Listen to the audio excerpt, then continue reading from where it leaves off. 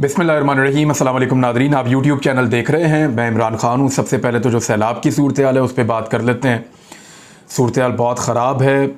लगातार जो विजुअल्स आ रहे हैं वो बहुत डिस्टर्बिंग हैं और कोर कमांडर की मीटिंग भी हुई है। इसके ऊपर पाक फ़ौज को अलर्ट किया गया है कि जितनी तेज़ी से काम कर सकते हैं अपने शहरियों की हिफाजत के लिए वो ये फ़र्ज़ सर अंजाम दें।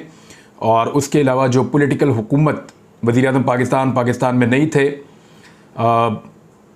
हुकूमती अरकान जब वापस आए कतर के दौरे से तो अब उनको भी होश आई है कि अपने शहरियों को संभालना है। यहाँ दो सूबे जो हैं वो डूब चुके हैं। पाकिस्तान के दो सूबे बलूचिस्तान और सिंध को बारिशों और बदतरीन सैलाब ने डबो दिया है और सिचुएशन जो है वो बुरी से बुरी होती चली जा रही है। इस दफ़ा जो लोग अब तक जाम बहक हो गए हैं उनकी तादाद मैंने कल आपको बताई थी 850 के करीब है और ये तादाद बढ़ती चली जा रही है। बलूचिस्तान में नदी नाले बिफर गए हैं, बहुत सारे पुल टूट गए हैं और बलूचिस्तान का जो ज़मीनी राब्ता है मुख्तलिफ़ सूबों के साथ वो मुनक़ता हो गया है। गुज़िश्ता 24 घंटों के अंदर 30 से ज़ायद अफराद जाँ बहक हुए हैं। ये मैं आपको सिर्फ गुज़िश्ता 24 घंटे का डाटा बता रहा हूँ कि 30 से ज़ायद अफराद गुज़िश्ता 24 घंटों के अंदर जाँ बहक हो गए हैं। बलूचिस्तान में बारिशों और सैलाबी रेलों की वजह से अब तक 28,000 मकानात जो हैं वो मुकम्मल तौर पे तबाह हो चुके हैं। 7,000 घरों को जुज़वी नुकसान पहुंचा है। 710 किलोमीटर की जो सड़कें हैं वो तबाह हो गई हैं। 18 पुल जो हैं वो शदीद मुतासिर हुए हैं। 1 लाख से ज़्यादा मवेशी हलाक हो गए हैं बलूचिस्तान में। ये मैंने आपको बलूचिस्तान की सूरत हाल बताई है जो इंतहाई मखदूश है और ज़मीनी रास्ते मुनक़ता हो गए हैं। सिंध की सूरत हाल जो है वो इंतहाई खौफनाक है। घरों से महरूम होने वाले लाखों अफराद खुले आसमान के नीचे ज़िंदगी गुजारने पर मजबूर है। लोगों को सबसे ज़्यादा खैमों की ज़रूरत है और खैमों के हवाले से देखिए इनकी अलग अलग प्राइस होती है। बाज़ खैमे जो हैं वो छोटे साइज़ के होते हैं, कुछ जो हैं वो बड़े साइज़ के होते हैं जिसके अंदर ज़्यादा पूरा कुंबा भी उसके अंदर बैठ सकता है।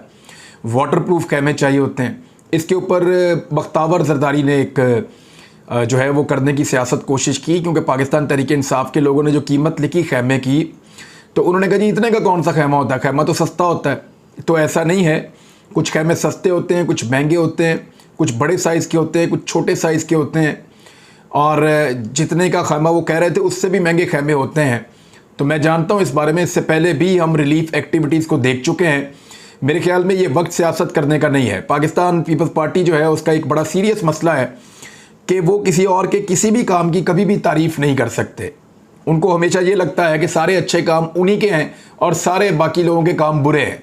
ये पाकिस्तान पीपल्स पार्टी का मसला है और उनकी जो क़यादत के बच्चे हैं उनके अंदर भी ये प्रॉब्लम है। अब मामला ये है कि फ़ौरी तौर पे और ज़िंदगी में खुद कभी कोई रिलीफ का काम किया ही नहीं।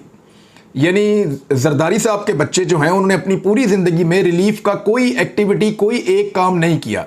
कभी उन्होंने चंदा इकट्ठा नहीं किया, कभी उन्होंने अपने पास से जाकर लोगों की इमदाद करते हुए हमने नहीं देखा। केले बांटे एक दिन उनकी एक बेटी ने लोगों को, गरीबों को, बस वो मैंने देखी है, वो रिलीफ एक उन्होंने दिया था। तो ये रिलीफ की एक्टिविटीज़ में क्योंकि कभी इन्वॉल्व नहीं रहे गरीब के बच्चों की तरह, आम पाकिस्तानी जैसे घर से निकलते हैं दूसरे पाकिस्तानियों की मदद करते हैं, ऐसे इन बच्चों ने कभी किया नहीं। तो मेरे ख्याल में इनको आइडिया नहीं है और ये जानते नहीं हैं इन चीज़ों के बारे में। जो इनको बता दिया जाता है वो ये बेचारे लिख देते हैं। तो इसकी तरफ तवज्जो ना दें। पाकिस्तानियों की इस वक्त ज़िम्मेदारी है कि जितनी बड़ी मिकदार में खैमे बहम पहुँचाए जा सकते हैं सैलाब ज़दगान को, वो उनको पहुँचाए जाएँ। जितनी बड़ी तादाद में वहाँ चादरें दी जा सकती हैं वो उनको दी जाएँ। वहाँ पे मच्छरों से बचने के लिए अद्वियात की बहुत ज़्यादा ज़रूरत है, मौजूद रहनी चाहिए। ताज़ा खुराक की बहुत ज़्यादा ज़रूरत है, खुश्क राशन की बहुत ज़्यादा ज़रूरत है जो वहाँ पे मौजूद हो और जिसको वो लोग इस्तेमाल कर सकें। तो ये फ़ौरी तौर पे चीज़ें चाहिए। अब इसमें जो है वो सिंध की तबाही बहुत बड़ी है, पूरा का पूरा सिंध मुतासिर हुआ है। बलूचिस्तान में तो ऐसा लगता है कि पहाड़ों से पानी उतर रहा है, पता नहीं कहाँ से इतना पानी आ रहा है। खैबर पख्तूनख्वा में जो मालाकंड डिवीज़न में जितना दरिया के अंदर पानी देखा जा रहा है, मैं वो मनाजिर देखकर हैरान हो गया हूँ कि ये तो बहुत बड़े पैमाने पर तबाही आ रही है। और देखिए उस पानी को जाना कहाँ है। खैबर पख्तूनख्वा से जो पानी नीचे आएगा वो दरियाओं में शामिल होगा, फिर दरियाए सिंध के अंदर शामिल हो जाएगा, फिर वो जनूबी पंजाब को डबोएगा, फिर वो जनूबी पंजाब से बढ़ता हुआ सिंध की तरफ जाएगा और ये सारा वाटर फ्लो सिंध की तरफ जाना अल्टीमेटली अभी बहुत काम करना बाकी है। अगले चंद दिनों तक या हो सकता है 1-2 हफ्ते तक ये सैलाबी सूरत ऐसे रहे। इसमें तमाम लीडर्स को आगे बढ़ना होगा, तमाम लीडर्स को काम करना होगा। शहबाज शरीफ ने लंदन जाना था और वो कहते हैं कि दौरा मनसूख कर दिया, पता नहीं जाना था या नहीं जाना था, लेकिन अब वो पाकिस्तान वापस आके तो रिलीफ एक्टिविटीज़ में काम करना चाहते हैं। मरियम औरंगज़ेब ने ओवरसीज़ पाकिस्तानियों से मदद मांगी है। ये वही मरियम औरंगज़ेब है जो ये चाहती हैं कि ओवरसीज़ पाकिस्तानियों को कभी भी वोट डालने का हक ना दिया जाए, लेकिन ओवरसीज़ पाकिस्तानियों से मदद उनको हमेशा चाहिए होती है।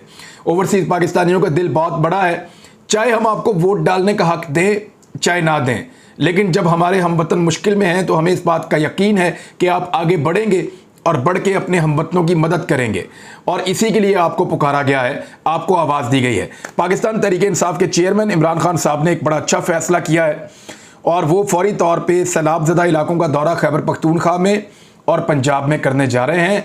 वो खुद रिलीफ एक्टिविटीज़ का मुआयना करेंगे और रिलीफ एक्टिविटीज़ के ऊपर वो अहकामात भी जारी करेंगे, और अपनी दोनों सूबाई हुकूमतों को उन्होंने कहा है कि कोई कसर ना छोड़ी जाए, सैलाब ज़दगान को मुकम्मल इमदाद फराहम की जाए। ये इमरान खान साहब ने कहा, और इमरान खान साहब अब खुद अमली तौर पे निकल रहे हैं सैलाब ज़दगान की मदद के लिए। वो अपनी पार्टी को और नौजवानों को इस काम के लिए मुख्तस करें, लोगों से चंदा मांगें, लोग पैसे इकट्ठे करें, बाहर मुल्क से पैसे लोग दें, जैसे भी करना है करके अपने गरीब हमवतनों का इस वक्त हाथ थामे, क्योंकि अगला 1-1.5 महीना उनके लिए बहुत मुश्किल रहने वाला है। उनको वापस अपने घरों में सर छुपाने की जगह बनाने में उनको टाइम लग जाएगा, और लगभग उनको जो टाइम लगेगा वो 1.5 से 2 महीने लगेंगे। तो इस बीच में कि वो तामीरें नौ करें, हुकूमत पाकिस्तान को चाहिए कि उनका हाथ बटाएं, और साथ ही साथ जो है सूबाई हुकूमतें उनको भी ये करना चाहिए। और जो बड़ी पॉलिटिकल पार्टीज़ हैं जो इसमें ज़्यादा काम कर सकती हैं, तहरीक लब्बैक की क़यादत पहुंची है, बहुत अच्छी बात है। साद रिजवी को मैंने देखा सैलाब ज़दा इलाकों का तौनसा में दौरा करते हुए, दीगर जगहों पर भी वो जाएँ और अपने कारकुनों को मुतहर्रिक करें। उनके कारकुन बड़ी तादाद में हैं और उनका एक चंदा इकट्ठा करने का पूरा एक प्रोसीजर भी है, तो वो भी लोगों की मदद करें। इसी तरह जो बाकी उलमा इकराम हैं वो भी मदद करें, जितनी तंजीमें हैं वो सब मदद करें, पॉलिटिकल पार्टीज आगे बढ़ें। इमरान खान के आगे बढ़ने से बहुत तेज़ी से रिलीफ एक्टिविटीज़ आगे बढ़ेगी। अब आ जाएं कुछ और ख़बरें हैं, ये तो सैलाब से रिलेटेड चीज़ें थी। चाइना ने मदद की है पाकिस्तान की, मैं वो आपको बता देता हूँ थोड़ा सा, क्योंकि चाइना ने बहुत ज़बरदस्त सैटेलाइट से असेसमेंट की है और उनको बिल्कुल पता चल गया है कि ये बहुत बड़ी तबाही है जो पाकिस्तान में आई है।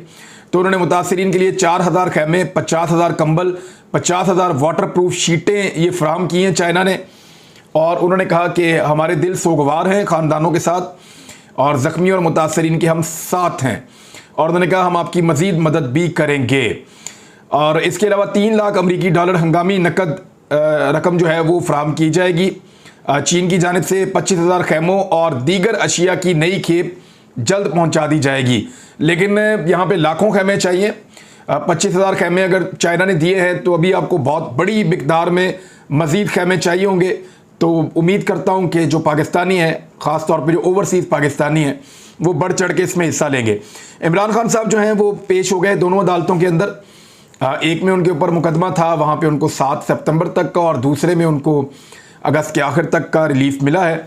और ये जो इमरान खान साहब के ऊपर मुकदमा दहशतगर्दी का है, दहशतगर्दी की अदालत में जब वो पेश हुए तो बहुत सारे सहाफ़ियों ने उनको घेरा हुआ था, वो उनसे आवाज़ों में जानना चाह रहे थे कि आप क्या कहना चाहेंगे। तो इमरान खान साहब ने कहा बड़ा ख़तरनाक हूँ मैं, बड़ा ख़तरनाक हूँ। अब ये इमरान खान साहब ने क्यों कहा, इसको मुख्तलिफ मानी पहनाने की कोशिश की जा रही है, लेकिन हकीकत ये है कि इमरान खान साहब उन तमाम लोगों को ये बताना चाहते हैं कि तुम मेरे ऊपर दहशतगर्दी के मुकदमे करवा रहे हो, बड़ा मैं ख़तरनाक हूँ, मुझे यहाँ दहशतगर्दी की अदालत में लेकर आ गए हो। यानी दहशतगर्दी क्या होती है इसका पाकिस्तानियों से ज़्यादा कोई मतलब नहीं जानता। हमने दहशतगर्दी की जंग लड़ी है और हमने दहशतगर्दी को पाकिस्तान के तूलो अर्थ में भुगता है। हमने 70-80 हज़ार लाशें अपने कांधों पे दहशतगर्दी के खिलाफ जंग में उठाई हैं। अब यहाँ पे मजाक इससे बड़ा क्या होगा कि एक साबिक वज़ीर आज़म और पाकिस्तान की सबसे बड़ी पॉलिटिकल पार्टी के लीडर को दहशतगर्द करार दे दिया जाए और उसके ऊपर दहशतगर्दी का मुकदमा कर दिया जाए, सिर्फ ये कहने के ऊपर कि वो कानूनी कार्रवाई और केसेस करेगा उन लोगों के ऊपर जिन्होंने गैर कानूनी हरकत की हैं, और नाम लेकर वो उनको कहेगा तो दहशतगर्दी का मुकदमा कर दिया गया है। ये दहशतगर्दी का मुकदमा नहीं टिक पाएगा और ये ख़त्म ही होना है अल्टीमेटली, लेकिन ये पाकिस्तान का मजाक ही बनाया गया है और कुछ नहीं है। अंसार अब्बासी ने खबर दी है, पहले मैं ज़रा खबर थोड़ी सी आपको बता देता हूँ। फिर आपको बताता हूं कि एक्चुअली ये हो क्या रहा है। एस्टेब्लिशमेंट के खिलाफ इमरान खान को ठंडा करने के लिए नई कोशिशें शुरू। इमरान खान को क्या ठंडा करना है एस्टेब्लिशमेंट के खिलाफ? इमरान खान ने तो कुछ कहा ही नहीं। इमरान खान ने तो सिर्फ ये कहा कि रजीम चेंज ऑपरेशन क्यों किया। इमरान खान ने यह कहा कि जो लोग पहले चोर और डाकू थे, जिन लोगों ने इतनी गालियां दी पाकिस्तान की फ़ौज को, बड़ी बदतमीज़ी की पाकिस्तान की एस्टेब्लिशमेंट के साथ, उनको लाकर इक़्तिदार में क्यों बिठाया गया। और उनके इक़्तिदार में बैठने के बाद जो पाकिस्तान की पतली हालत हुई है, उसका शिकवा सिर्फ इमरान खान नहीं कर रहा, उसका शिकवा सिर्फ पाकिस्तान तहरीक इंसाफ के लोग नहीं कर रहे, उसका शिकवा सिर्फ आम आवाम भी नहीं कर रहे, उसका शिकवा उन्हीं पॉलिटिकल पार्टीज़ के अंदर से अब किया जा रहा है। उन्हीं पॉलिटिकल पार्टीज़ के अपने लोग शिकवा कर रहे हैं कि बेड़ा गर्क कर दिया हमने आकर पाकिस्तान में इक़्तिदार में आने के बाद। कैसे कर रहे हैं मैं आपको अभी बताता हूँ, लेकिन ज़रा आप ये देखें कि इमरान खान को ठंडा करने की कोशिशें, यानी जानबूझकर इस तरह की तीली लगाई जाती है। और ये अंसार अब्बासी साहब की आजकल ड्यूटी है कि यानी ऐसा लगता है कि अंसार अब्बासी साहब जानबूझकर ये चाहते हैं कि कुछ भी करके पाकिस्तान तहरीक इंसाफ, जो पाकिस्तान की सबसे बड़ी पॉलिटिकल पार्टी है, उसको पाकिस्तान के सबसे ताकतवर इदारे पाक फ़ौज के सामने लाकर खड़ा कर दिया जाए। और उसके लिए कभी वो एक बच्चे का ट्वीट उठा के उसको रीट्वीट करते हैं और कहते हैं देखो ये पीटीआई क्या कर रही है। हालांकि पीटीआई का उससे कुछ लेना देना नहीं है। कोई भी छोटी सी चीज़ उठाते हैं और उठा के उसके ऊपर प्रोपेगेंडा करते हैं कि देखा इमरान खान ने क्या कह दिया है। भाई इमरान खान ने तो कभी फ़ौज से लड़ाई की ही नहीं, और ना उन्होंने कभी फ़ौज को बराह रास्त टारगेट किया है। वो तो सिर्फ चंद लोगों की पॉलिसीज़ के ऊपर नाला हैं। या अगर हम लोग भी बात करते हैं या बाकी लोग भी बात करते हैं, पाकिस्तानी कहते हैं, तो पाकिस्तानी फ़ौज के खिलाफ तो कभी नहीं हो सकते। पाकिस्तान की कोई पॉलिटिकल पार्टी नहीं होती। देखें ना, इमरान खान ने मरियम नवाज की तरह कभी भी इस नारे को एंजॉय नहीं किया कि ये जो दहशतगर्दी है इसके पीछे वर्दी है, कभी भी नहीं किया। लेकिन अंसार अब्बासी ने कभी नहीं कहा कि मरियम नवाज फ़ौज के साथ ज़्यादती कर रही है। लेकिन इमरान खान के बारे में अंसार अब्बासी बार बार ये कहते हैं। अंसार अब्बासी बहुत बारीक वारदात डालते हैं, बड़ी बारीक वारदात डालते हैं, और वो कोशिश करते हैं कि कुछ भी करके नवाज शरीफ के लिए कोई अच्छा माहौल पैदा हो जाए। वो कोशिश करते हैं कि कुछ भी करके नवाज शरीफ के लिए और PMLN के लिए कोई अच्छाई पैदा हो जाए। अंसार अब्बासी साहब को महंगाई का जो 50 साल का रिकॉर्ड है वो दिखाई नहीं दे रहा। उनकी इस वक्त सिर्फ एक ही वजह है और एक ही ख्वाहिश है कि किसी तरह ऐसा दिखाई देता है, उनकी तहरीरों से मैंने इस बात को अखज़ किया है कि वो कुछ भी करके पाकिस्तान तहरीक इंसाफ को पाकिस्तान के सबसे बड़े इदारे के खिलाफ लड़वाने में कामयाब हो जाएं। ऐसा दिखाई देता है मुझे, ऐसा मैं फील करता हूँ इस तरह, और उनकी तहरीरों से फील करता हूँ इस तरह, उनकी बातों से फील करता हूँ इस तरह। और अब ये कहा जा रहा है कि इमरान खान को नरम करने की कोशिश की जा रही है। किस बात पे? इमरान खान साहब ने तो कभी नवाज शरीफ की तरह जनरल बाजवा का या जनरल फैज़ का या बाकी जर्नैलों का नाम नहीं लिया। इमरान खान साहब ने तो कभी कोई गाली नहीं दी। इमरान खान साहब ने तो कभी तो संगीन नताइज की धमकी नहीं दी। इमरान खान साहब ने कभी फ़ौज के खिलाफ नारे नहीं लगवाए। इमरान खान साहब ने कभी भी उन ताकतों की मदद नहीं मांगी जो फ़ौज मुखालिफ एजेंडा लेकर चलती हैं। लेकिन मियाँ साहब ने और उनकी पार्टी ये सारा कुछ करती रही है, वहाँ अंसार अब्बासी साहब कभी नहीं बोले थे, उसके बारे में बात नहीं कर रहे थे। एक्चुअली इसको कहते हैं उकसाने वाली सहाफ़त, कि दूसरों को इंस्टिगेट करो, एक दूसरे के ऊपर गुस्सा चढ़ाओ, आहिस्ता आहिस्ता लड़ाई करवाओ। तो ये वो वाली सहाफ़त है। मेरे ख्याल में ये कामयाब नहीं होगी। ये बहुत पुराने प्रोपेगेंडास हैं। इमरान खान साहब भी इनको समझ गए हैं और पाकिस्तान के इदारे भी इनको बखूबी समझते हैं। इससे पहले भी इनकी खबरें बाउंस हो चुकी हैं। एक आधी खबर और इन्होंने दी है, ये भी बाउंस ही होनी है, इसका और कुछ भी नहीं है। एक तज्ज़िये के तौर पे इसको देखा जा सकता है और कुछ नहीं है। उधर PMLN के अंदर और पाकिस्तान पीपल्स पार्टी के अंदर से आवाज़ें उठ रही हैं महंगाई के खिलाफ। हुकूमत किनकी है? जो बड़े दो स्टेक होल्डर हैं वो नून लीग और पीपल्स पार्टी हैं, और महंगाई के खिलाफ उनके अंदर से आवाज़ें उठ रही हैं।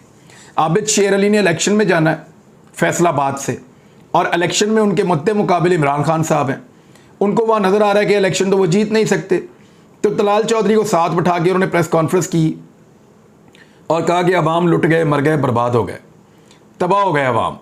हमें अवाम का एहसास करना चाहिए। हमारी हुकूमत ने अवाम को ये कर दिया, वो कर दिया, मैं एहतजाज करूँगा, अवाम के साथ खड़ा हो जाऊँगा। लोग बेवकूफ़ हैं, लोग रोटी को चोची कहते हैं। आबिद शेर अली साहब, अगर इतनी ही बुरी है आपकी हुकूमत तो आप उनको उनका टिकट वापस कर दीजिए। आप इलेक्शन मत लड़िए उनके प्लेटफॉर्म से। इलेक्शन आप उन्हीं के प्लेटफॉर्म से लड़ रहे हैं सिर्फ लोगों को बेवकूफ़ बनाने के लिए। वक्ती तौर पे एक सिंबॉलिक एहतजाज आप अनाउंस कर रहे हैं। लोग बेवकूफ़ नहीं बनेंगे, लोग अक्लमंद हैं। लोगों को आइडिया है इस बात का कि आप क्या बेच रहे हैं। दूसरी जानिब पीपल्स पार्टी के हसन मुर्तज़ा ने भी ऐसा ही स्टेटमेंट दिया है, क्योंकि महंगाई बढ़ते बढ़ते इतनी ज़्यादा बढ़ा दी है इंपोर्टेड सरकार ने कि अब आम आदमी का जीना मुश्किल हो गया है। पाकिस्तान में जो इस वक्त 3 बड़ी मुश्किलात हैं, मैं बता देता हूँ। नंबर 1 तो सैलाब के साथ पाकिस्तान की एक बहुत बड़ी आबादी, 3 से 4 करोड़ लोग पाकिस्तान के बहुत बुरी तरह मुतासर हैं सैलाब की वजह से। पहली बड़ी मुसीबत यह है। दूसरी बड़ी मुसीबत यह है कि पाकिस्तान की पूरी आबादी महंगाई की एक बहुत खौफनाक लहर की लपेट के अंदर है और वहाँ से वो बच नहीं पा रहे और हुकूमत उनको किसी किस्म का कोई रिलीफ भी नहीं दे पा रही।